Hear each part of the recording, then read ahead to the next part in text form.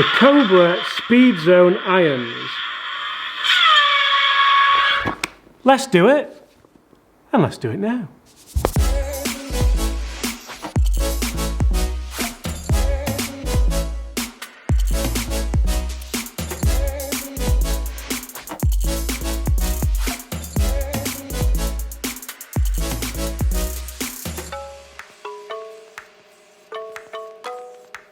Hi everyone, my name's James Robinson and welcome to the channel. If you are new here and it's your first, what are these? Guys, these are the brand new Cobra Speedzone irons, and these things could be the future. But before we get to these, if you are new here, please make sure you do consider hitting that subscribe button below.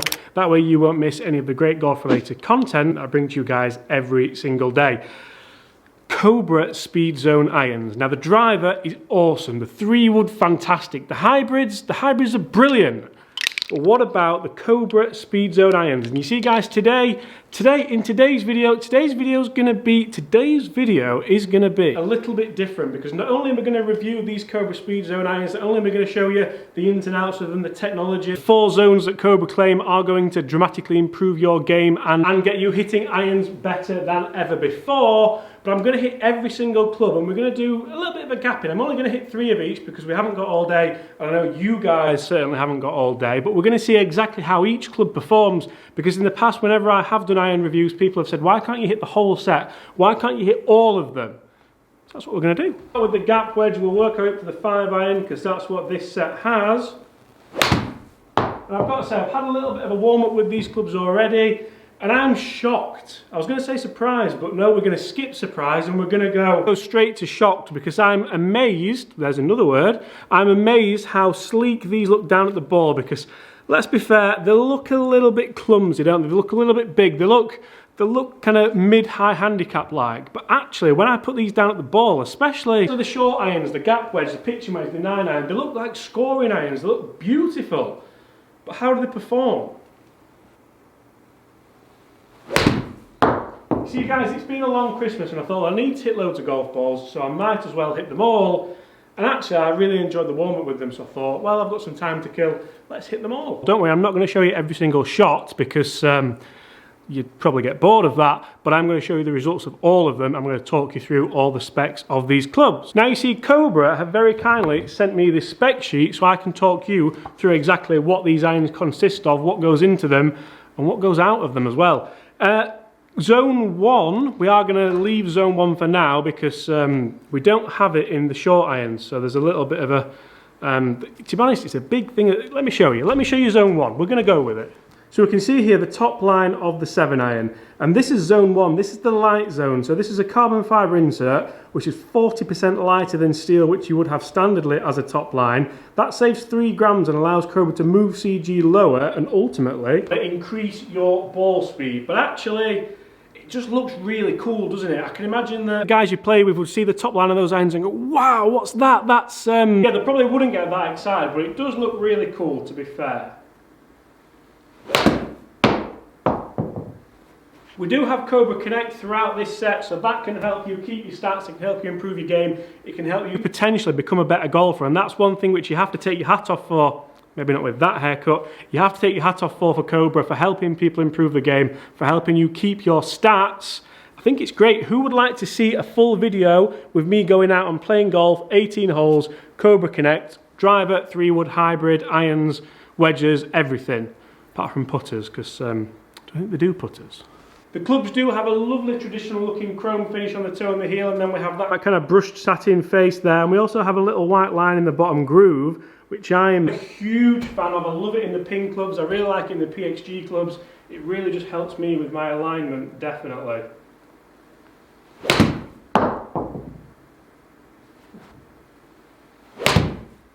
This is one thing which I would worry about with clubs like this. That pitching wedge has just gone 145 yards. I mean, I pulled it, but that's huge. And that's potentially what does stop a lot of kind of better players playing irons like this, which are... Felt awesome though, that's 148 yards. These are monsters. Oh. So guys, to save a little bit of time, I'm going to fly through the 9 iron and the 8 iron, then we're going to go into the 7 iron, and that's where we start to get that little bit of a carbon top as well. well, not a little bit of a carbon top, a carbon top line. Just a little side note while we are between the 9 and the 8 iron, I've got to say that although these are strongly lofted, the 5 iron's 21.5 degrees and the pitching wedge is 42.5 degrees. If I can find all the lofts, I will put them on the bottom of the screen now. They don't look amazingly low lofted down at the ball. Sometimes when you try these clubs, or these type of clubs should I say, such as the Callaway Epic Forge, they just looked really, really low lofted. But the 8 iron actually still looks like the 8 iron here, the 9 iron still looks like the 9 iron, and that's a big deal for me. That's a big deal for a lot of people who want the performance, want the power, want the distance, but want to keep that traditional look as well down at the ball. That's big. 8 iron should be about 150, 160 for me. 174. So guys, we've not really flown through those, but we're now in the 7 iron. This is the exciting part. This is where we get to test out that carbon top line. It just looks a bit bling, doesn't it? It looks a bit blingy to me. One thing you do get with these Cobra Speedzone irons is a pretty long blade length. So if you do feel like you struggle with a little bit of confidence for your ball striking, that extra long blade length can definitely help. It's definitely helped me today. I haven't been swinging that good recently, but actually I seem to be hitting these pretty well, touch wood. So I'm well aware that it's been a while since we touched on a zone, so let's go with zone 2. Zone 2 is the stability zone, and that is all about extreme weighting in the toe and the heel, to allow you to get a lower CG and a much higher MOI than traditional irons. This does look so cool down at the ball, I've got to say. I'm going to show you a close-up now of this. Really cool. Ooh. Now there's no way at all I could game these. That's got 195 yards. For me that's generally a 5 iron.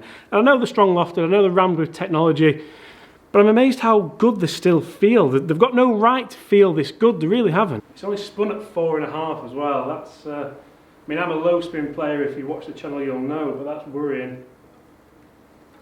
That's a pull, that's got to be low, 197. Dispersion wise, I definitely feel like I'm getting away with some of these. I don't feel like I'm swinging any better than I have been. It's not been good, guys, at the start of the year, to be fair. That's interesting. That was a toey one. That was not great. It's got no spin on it. Well, it's got 3,900 spin on it, and it's dropped 10 yards. I knew it was too good to be true. Right, guys, we have 2 clubs left. We have the 5 iron and the 6 iron in this set, and we also have 2 zones left. So let me talk you through zone 3. Zone 3 is the power zone, a power shell face insert, which is forged with a larger pocket from heel to toe and a much deeper undercut to allow for more ball speed across that face. This, yeah, you know I said how they don't look low lofted. Yeah, the 6 iron not so much. Struck it well, it's gone right. It's gone the same distance as the 7 iron actually. Left the face open a bit on that one. Now you see, this is a little bit of a worry for me with clubs like this. So sometimes you find that the longer irons, and by longer irons I'm talking about a 6 iron here, just don't spin enough to rise for me personally. It might be to do with the club head speed, it might be to do with how I attack the ball, but I find that the longer irons can start going similar distances, and that's not ideal. Still really enjoying the feel of these though, even into the mid irons. We're not going to call it a long iron. We'll call the 5 iron a long iron. Come on, 200 plus. Got to be. 207, that was a great strike. The trajectory worries me there. That's come out so low. It's spinning at sub 4,000. 207 yards with a 6 iron. Okay guys, I'm not going to bore you too much more. We're going to hit some shots with the 5 iron, then we're going to take a look at all the numbers for every single club. I'm not taking one shot out of this test because I want you guys to see exactly how these clubs do for me, and then hopefully if you're interested you'll go and try them yourself. Gotta say, with the 5 iron you do start to see kind of that back. Oh, we have an extra zone, don't we? Guys, I totally forgot about zone 4. Zone 4 is the feel zone, and I've been harping on about how good these irons feel all day, or all video, or whatever time of day it is where you're watching, and I was nearly going to forget to mention, so we have a bit of a dampener in the back here, and that is designed to dampen the vibrations, because that's what a dampener would do, and even off-center hits, so you can see how this isn't just for good looks, this is for feel. Okay, so we're stood on a par 3, let's call it 220 yards. We've got the Cobra Speedzone I'm even going to line myself up here as well and never do that indoors. 220 over water. It's got to carry 210 or you're in trouble. Should I go hybrid or should I go 5 iron? Nailed it, ripped it. 223. It's in the left hand bunker, but that's fine. That was bottoming. That's done so well. That was out of this bottom white groove and it's still gone 213 yards. That is impressive. Now let's take a look at how they have all done. So guys, we're going to look at dispersion, but we're going to look at it a little bit differently because we've got all these golf clubs. We've got the gap wedge here, then that is the pitching wedge. I hit a really bad left one there with the pitching wedge. Obviously you should be looking at it this way, I apologise for that. We have the gap wedge here around 120, pitching wedge around kind of 145. We'll look at the numbers by the way. 9 iron, so 9 iron, you can see the 9 iron starts to cut into the pitching wedge a little bit. The 8 iron I had on a piece of string. That's 3 shots by the way with the 8 iron. 7 iron, and you see how at the top end here, this is what I mean. So they're all starting to kind of get in their own way a little bit, but obviously the biggest dispersion is the 5 iron. It's the longest one, and there are the 3 shots there. So how did they do on numbers? You know what, I'm quite happy with that. I'll be a little bit worried here, but these irons aren't fitted for me. You could always play around with the lofts a little bit. So I've not taken one shot out of here. 5 iron, 6 iron, 7 iron, 8 iron, 9 iron, pitching wedge, gap wedge in the order. Now that's good because sometimes you do get 5 irons that go longer than 4 irons. Stupid example because there's no 4 iron here, but numbers.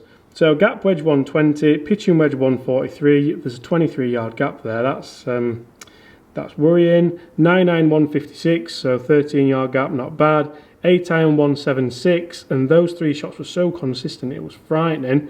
So we've got a 20 yard gap there. Then we've got a 17 yard gap up to the 7 iron at 193, 7 yard gap from 7 to 6 at 200, and a 5 iron at 218 total. Spin rate's quite, I mean, if you want to look at all these numbers guys, feel free to screenshot that and have a look at your leisure. But spin rates all really low. So a little bit worrying, and also the launch angles just a little bit low.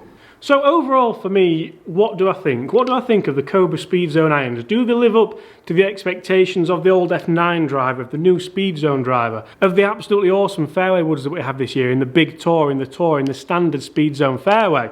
To be honest, I think they do. Obviously, for the set of irons that these are, I wouldn't game these because of what they are. They're a power iron, they're a forgiving iron, they're everything that maybe my dad would want, that maybe a mid-handicapper would want. Guys, hit those comments below. Would you like to see mid-handicap Mark test these? I think if he did, he'd be very surprised. I think he'd really enjoy them. Not that he wouldn't want to enjoy them, which would make him surprised. But anyway, for me, one of the big factors that has brought the enjoyment is A, the aesthetics. Down at the ball, they still look quite sleek, they still look quite sexy, they still look nice.